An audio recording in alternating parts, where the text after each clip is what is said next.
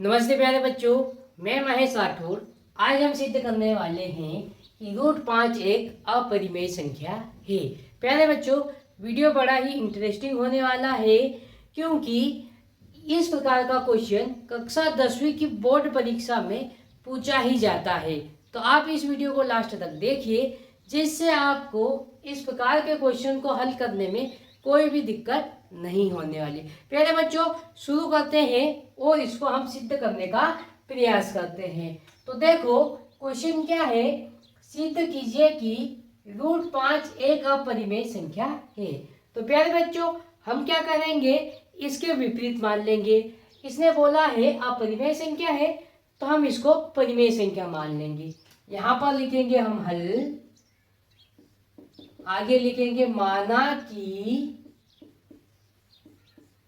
√5 एक परिमेय संख्या है।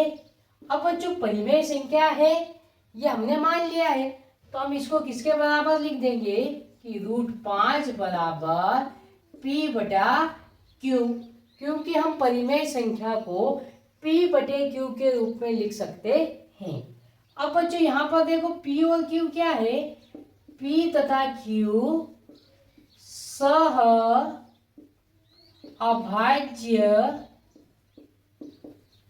संख्याएं है और q बराबर क्या नहीं है, 0 नहीं है।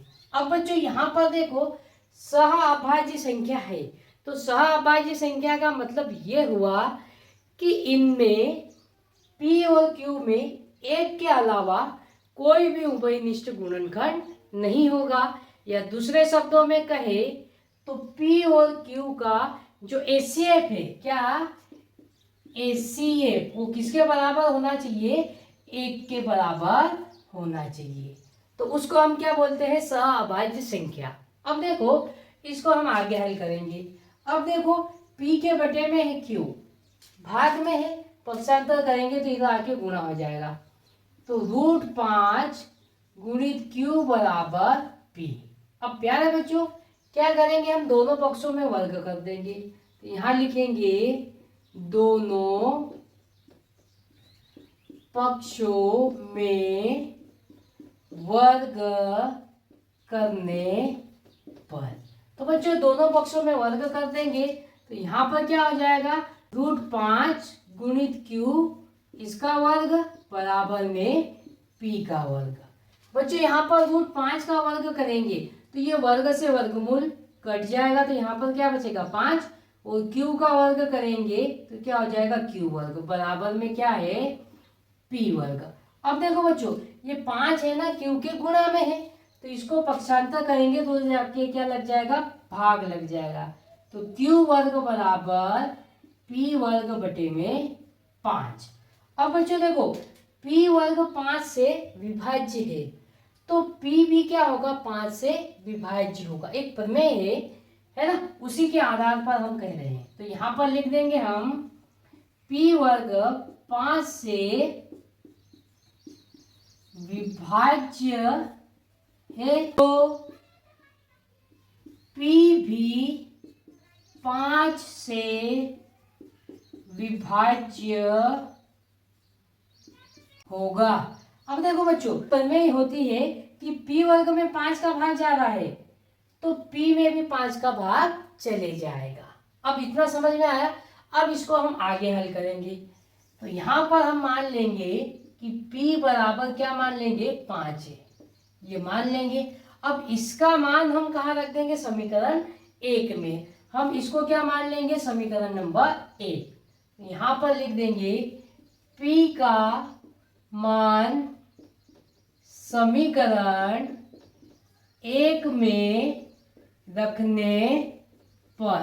तो प्यारे बच्चों ये p का मान समीकरण 1 में रख देंगे। तो यहाँ पर क्या है, q वर्ग बराबर p वर्ग, p का मान क्या है, 5 है, तो यहाँ पर 5 a का क्या हो जाएगा, वर्ग हो जाएगा, और बटे में क्या है 5 है, तो यहाँ पर 5 लिख देंगे।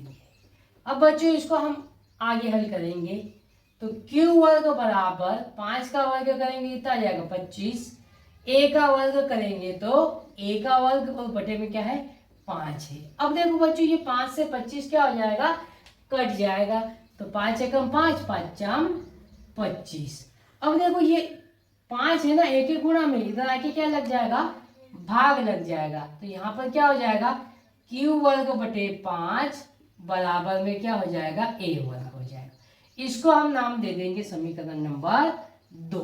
अब देखो यहाँ पर आगे देखो क्यू वर्ग 5 से विभाज्य है, तो क्यू भी क्या होगा, 5 से विभाज्य होगा। यहाँ पर लिख देंगे हम क्यू वर्ग 5 से विभाज्य है, तो क्यू भी 5 से विभाज्य होगा, है ना। इतनी बात आपको समझ में आई। अब देखो बच्चों p वर्ग में भी 5 का भाग जा रहा है तो p में भी जाएगा, और q वर्ग में भी 5 का भाग जा रहा है तो q में भी 5 का भाग जाएगा। और हमने क्या माना था कि p और q सहअभाज्य संख्या है। सहअभाज्य संख्या का मतलब होता है जिसका एक के अतिरिक्त कोई भी उभयनिष्ठ गुणनखंड नहीं होता। लेकिन यहाँ पर देखो बच्चों p और q का क्या उभयनिष्ठ गुणनखंड है, 5 भी आ रहा है। तो हम कह सकते हैं कि P और Q का जो HCF है, HCF वो क्या आ रहा है, 5 आ रहा है। और हम क्या बोले थे कि HCF क्या होना चाहिए, 1 होना चाहिए, तो 1 के बराबर नहीं है। तो जो हमने माना था वो हमने क्या मान लिया था, गलत मान लिया था। हमने क्या माना कि √5 एक परिमेय संख्या है, तो ये क्या हो जाएगी, गलत अवधारणा हो जाएगी। तो हम यहाँ पर लिख देंगे चूंकि हमारी कल्पना गलत सिद्ध होती है, अतः हम कह सकते हैं कि √5 एक अपरिमेय संख्या है। तो प्यारे बच्चों ये क्वेश्चन आपको समझ में आया होगा।